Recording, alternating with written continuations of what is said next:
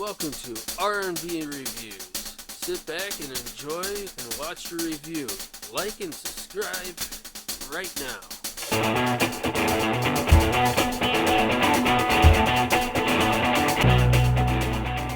Hello everybody, welcome to this edition of R&B Reviews. I'm Rob and today I'm joined by Justin from Dust Productions. How you doing? Great, how are you doing? Not bad, not bad. Good. Well, welcome back to the channel. It's great having you back on. I got to do something that I never thought I would do before. I got him to go to a DC movie instead of a Marvel movie. I don't think it was really a DC movie though. It was a DC character, but it wasn't like in the DC universe, I don't think. Yeah. But either way, I think I converted you, kind of. Not really. All right, well, in case you can't tell, we just got out of seeing The Joker, which is the movie starring Joaquin Phoenix, and it's directed and co-written by Todd Phillips. It's not a superhero movie, just so you know. It is a character study drama where we follow the life of Arthur Fleck, who's trying to hold up a job as a clown at different functions, and he has to take care of his mother, and he's trying to break out as a stand-up comedian. But, of course, the world just gets dark, treats like garbage. Basically, this movie takes place in a dark world where garbage piles up on the street. There's graffiti everywhere. The city's run down. There is now a big class gap, I would say. And he knows he's messed up. Like, he knows he's messed up in the head. And he's trying to be nice. He's trying to be good. He's trying to keep ahead and have a job. Yeah, he's trying to take his medications and stuff, which is a big thing. In the movie. But now I just want to give you guys a heads up. This review will probably have some major spoilers. We're going to probably have a deep conversation with some stuff, but just so you know. All right, so what did you overall think of the movie? This movie's up. Yeah. Like, I thought that the movie was going to be dark. I didn't think it was going to be as dark as it was. To me, like, the acting, the way they acted in the movie, you got to pay attention to like the music and the body motions and like certain things, because it's so dramatic. It kind of shows how screwed up he is in the head, Joker, and it makes you like, you start out kind of feeling bad for him, you know, like he gets beat up like three, four times, and like everything just sort of starts piling up on him. People make fun of him all the time. Even the people that work with him, like, they make fun of him. I thought that the movie was extremely dark. Yeah. Like, there were scenes where I was like, dude, I don't want to keep, like, this is too creepy. Like, I don't want to keep watching. Yeah. Well, I liked it. I'm not sure I loved it. Like, I read that the movie got a standing ovation, an 8-minute standing ovation at a film festival. I think it was in Venice. I might be wrong. And I watched it. Now, it took me a bit to get into it, and I'm like, I don't know if it's really as good to deserve, like, won an award and stuff like that. But as I watched it, I kind of liked it a little bit more. I love Joaquin Phoenix. He's really good in the movie.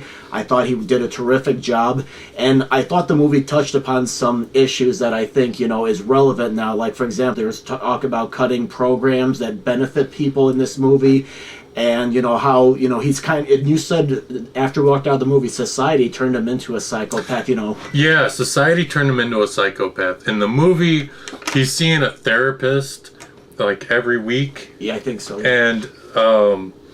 And every week this therapist asks the same questions, and he feels like, no, like, she's not actually trying to help him. Like, she's just doing her job. She doesn't actually care. That's the way he feels.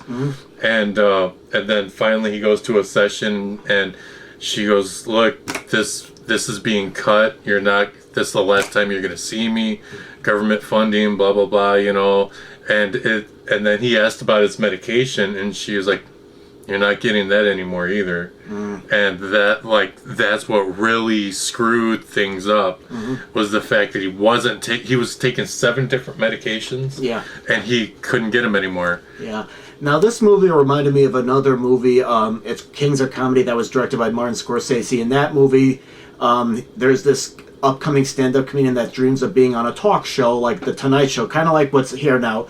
Arthur Fleck wants to become a comedian. He ends up doing an open mic night and stuff like that, and his dream is to try to do the same thing.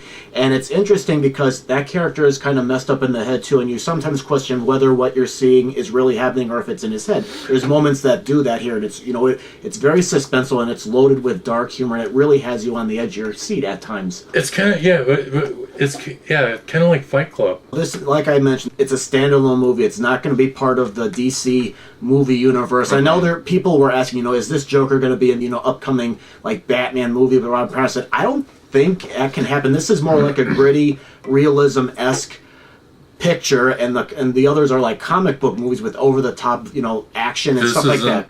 You could not take the Joker from this movie and stick him in a hero movie. It just would not work. No. It would be too dark. They're two different worlds, I mean, in a Marvel movie or a DC movie, when somebody gets shot, you don't really see a lot of blood. Mm-hmm.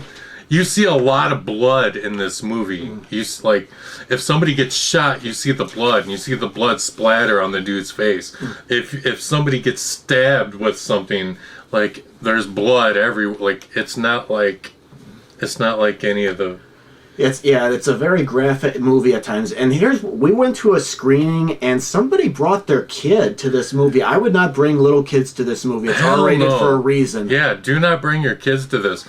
There was a bloody scene happening, and I hear this little kid, and I'm like, are you kidding me? If I was a dad, no, I would not bring my kids to see that. So if you have kids, don't bring them.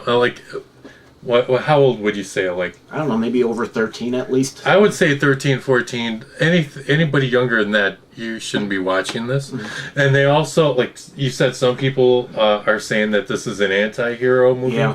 Yeah, that's some people have said that this is an anti-hero movie. That's one of the controversies addressed with this movie. Here's why people think it's an anti-hero movie. Joker thinks that he's a good guy because he's killing cops and people that are basically jackasses. Mm. So he thinks that he's doing society a favor by getting rid of the problem. Mm. Well, back in the day, I've been doing research. I'm doing a conspiracy video about John Dillinger. And back then, people that robbed banks and killed cops were considered heroes. John Dillinger, Bonnie and Clyde. And society would go and ask for their people would ask for their autograph and stuff like that. You see something similar like that happen in Joker, and he's not an anti-hero. He's a villain. He's a good guy that went bad because of society. At the end of the day, though, no matter how bad society is, just because you grow up in a house full of monsters doesn't mean you have to become one. Mm-hmm. It's all on how you react to situations, mm-hmm. which makes me think he's not an anti-hero. An anti-hero will do, he does bad things and he does good things. Mm-hmm. He doesn't, necessarily think of them as, bad or good. Mm-hmm. And the Joker, when he kills a cop, he thinks it's good. I just don't see the correlation. I don't see him being an he's a villain. Yeah, I also want to briefly touch upon some... Now, before the movie came out, there was already talk of controversy. For example, when we went to the movie theater, there was a sign on the door saying that, you can come in dressed in a costume, but you can't wear a mask or bring, a toy weapon or anything like that. For example, I know there was people thinking that this could influence violence. One reason why I didn't go to the opening night screening is, maybe it's just a fear, but I was afraid, I was expecting to hear possibilities of people, doing what they did with the Colorado shooting, many years ago at the Dark Knight Rises movie, and I saw warnings from military division warning law enforcement about possible violence at movie theaters because of the movie and stuff like that. And of course there's a whole thing about gun violence, and Warner Brothers stepped in with some stuff, and of course Todd Phillips, the director, said in IGN that the movie makes statements about a lack of love, childhood trauma, lack of compassion in the world, and I think people can handle that message. So, I mean, I think the movie makes some good points about, cutting important programs that help people and other factors. I see some relevance now. Some people thought that this movie, you'll sympathize with the Joker with all the violence that he does. Now, I felt bad for him with what happened to him, but some of the stuff he does in this movie, I wouldn't back him up on, I wouldn't do that. So, I mean, I feel bad for him that stuff happened to him, but I'm not going to be like, oh, he's committing violence. Yeah, that's right. That's how it should be done. That's not what I got out of the movie at all. If I would have been there when he killed somebody, I would have beat his ass, took the gun, and I probably would have shot him in the face. Really? Just my opinion. And he plays a good Joker, and it makes you wonder, did he get messed up just from playing that role? Because Heath Ledger did. There were articles of him saying that he was having to see a therapist or something and getting help, and he wrote he created a journal in character as the Joker to help prepare him for the role, and I think that messed him up a little bit. I know he was taking some sleeping pills. I think from what I read, that was supposed to help him get back to his normal sleeping patterns again. And of course, we know what happened with him. Yeah. But overall, I liked it. I would probably say catch this in the theaters. Just keep in mind, this is a dark character study drama. You have to put pieces together yourself. It doesn't really spoon feed you. It's not a superhero movie, so don't see Batman or Superman coming in here fighting the Joker. That you're not going to see that here, per se. But you do see some references and stuff. So I would say catch this in the theater if it's your cup of tea. What about you? I didn't think I would say this, but see it in theaters. It's good. Yay! It's with DC characters too. What is it you don't like about DC but you love about Marvel, if you don't mind my asking? I just like the characters better in Marvel. I'm not a fan of the Joker. I actually don't like Joker, but this was it was a good movie. Mm-hmm. It's like you can hate an actor but love something that a project that they've done. You can like a movie that actor's done and still not like that actor. Mm-hmm. So it's kind of like that with the character. Yeah. Now, if you have seen the Joker, what did you think of it, and what do you think of the controversy that has been following this movie for some time? Go ahead and post your comments below. Let us know what you thought. Please, check, if you're interested, please be a subscriber. Check out some other movie reviews. And if you want to visit his channel, Dust Productions, you do vlogs on all kinds of subjects and ghost hunting and YouTube. I do everything. You do everything. So if you want to check out Dust Productions, see what he has to offer, feel free to do that. And thank you very much for watching, and thank you. And we'll see you next time. See ya. Hopefully we don't see Joker, though. Because that was some scary stuff. Yeah.